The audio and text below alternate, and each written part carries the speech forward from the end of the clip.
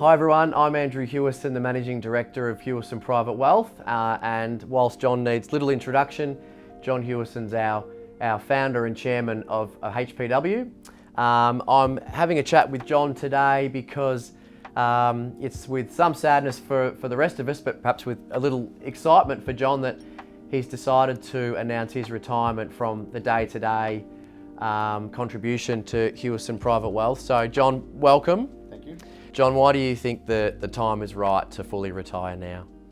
Well, it's been a bit of a work in progress that I stepped out of the managing director's role some 4 years ago, and you've taken over, and I don't have much to do in terms of the running of the business per se these days, and I think it was just a realisation that the time was right. I mean, I'm very satisfied that this organisation can run extremely well. It doesn't need me anymore, and I'm happy to step away. So I think it was just the time seemed right, and I feel very good about it, very comfortable. You started this business 35 years ago. When you look back over that journey and that period of time, what gives you the greatest sense of pride and in terms of an achievement along the way?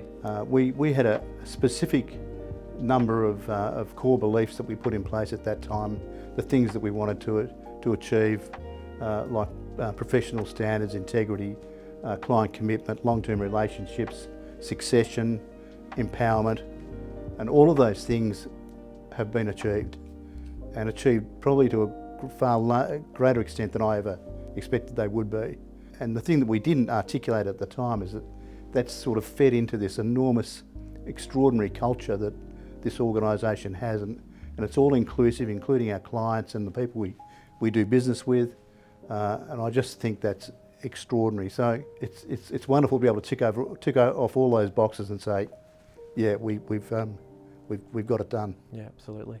And it's funny you should mention that, because at our annual staff conference last week, which you started many years ago and been running at least annually ever since, I shared with the broader staff the mission and vision of the company, which doesn't always get talked about as much as our daily passion does for why we do what we do. But it was really beautiful to be able to share that mission and vision that's 35 years old, that talks to all the things and other elements that you've just talked about. And it's amazing to know that what was envisaged 35 years ago, the words and the intentions still ring true today. So it was fantastic.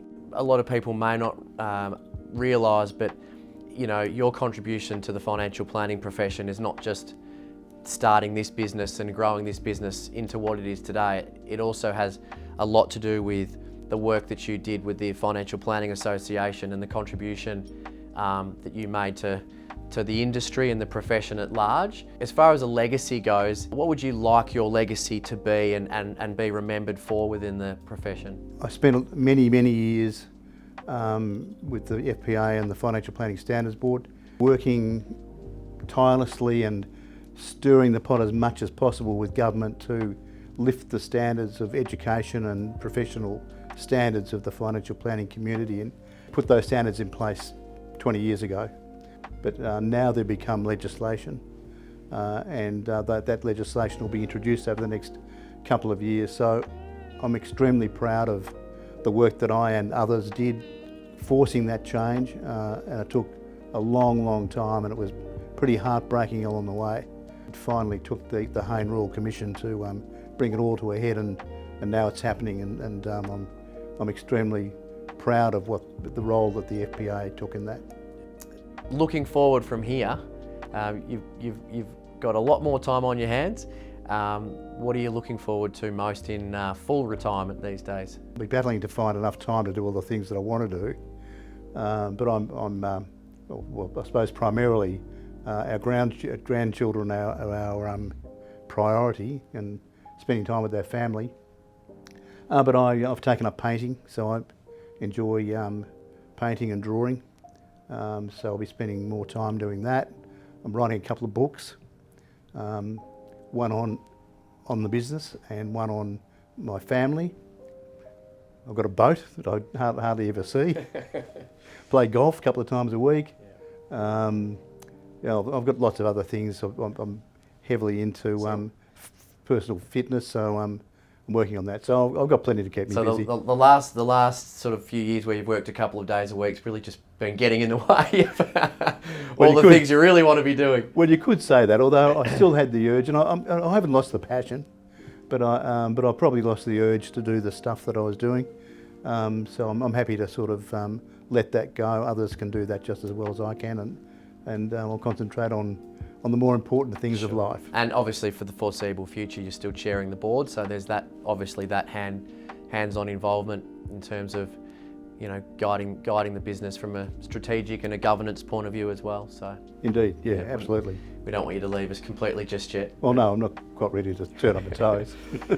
Well, look, you know, from my point of view and on behalf of our partners, our business partners, and all the staff at Hewison Private Wealth, we are just eternally grateful for the foundations of the business and that model of excellence that we've set out to achieve over the years. And what sets us apart, you know, our independence and our intense focus on clients' best interest has never changed. It will never change, and we look forward to carrying on that legacy for you in the business. So thank you very much. Thanks, Andrew, and let me say thank you to you and our colleagues for taking up that mission and running with it.